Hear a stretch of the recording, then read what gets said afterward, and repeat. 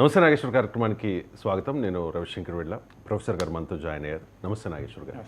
ఇతర దేశాల అంతర్గత వ్యవహారాల్లో తలదూర్చి జోక్యం చేసుకునే అమెరికా తాజాగా ఒక ప్రకటన చేసింది సార్. ఆ దేశ నూతన అధ్యక్షుడు ట్రంప్ గాజా స్ట్రిప్ని స్వాధీనం చేసుకుంటాం, అక్కడ అభివృద్ధి చేస్తాము అని చెప్పి ప్రకటించారు.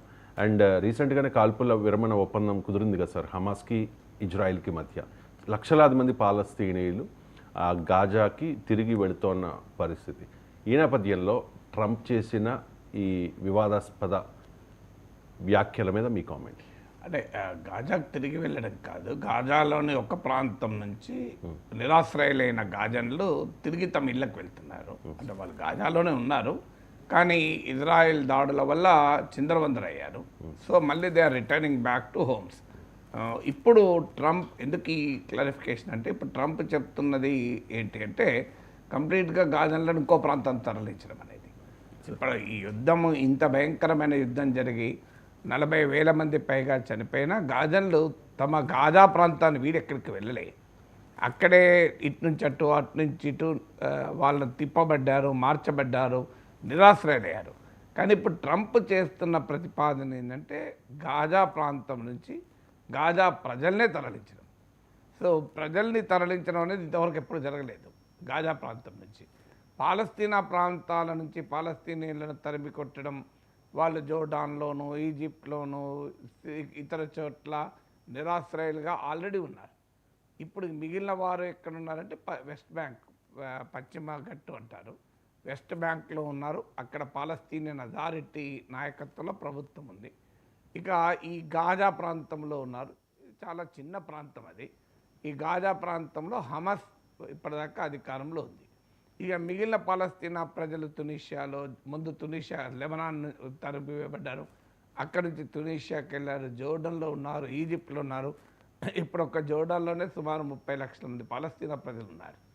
సో ఇప్పటి వరకు ప్రపంచం చెప్తూ వచ్చింది, యునైటెడ్ నేషన్ చెప్పింది, అమెరికా కూడా చెప్పింది ఏంటంటే, ఈ వెస్ట్ బ్యాంక్లో ఉన్న పాలస్తీనా ప్రజలు, మీకు గాజాలో ఉన్న పాలస్తీనా ప్రజలు, ఈస్ట్ జెరూసలంలో కూడా పాలస్తీనీయులు ఉన్నారు.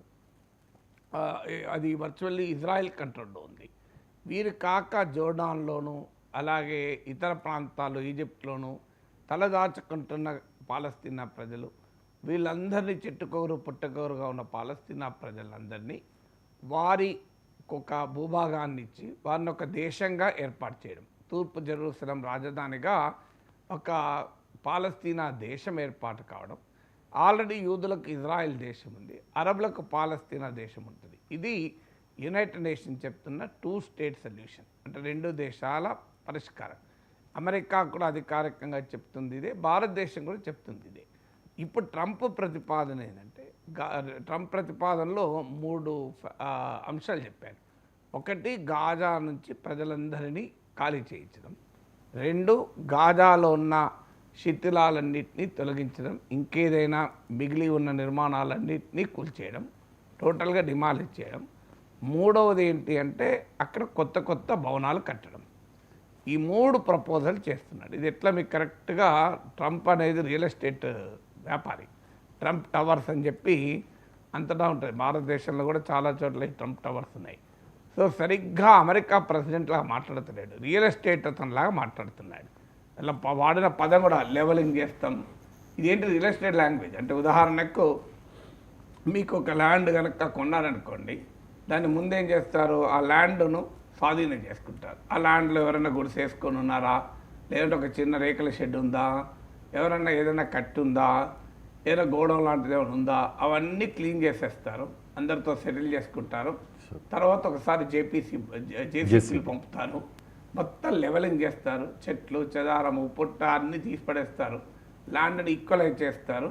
తర్వాత అక్కడ కొత్త భవనాలు కడతారు. సరిగ్గా అదే చేస్తున్నాడు ట్రంప్ ఇక్కడ. అయితే సమస్య ఏంటంటే, ఒక రియల్ ఎస్టేట్ పీస్ ఆఫ్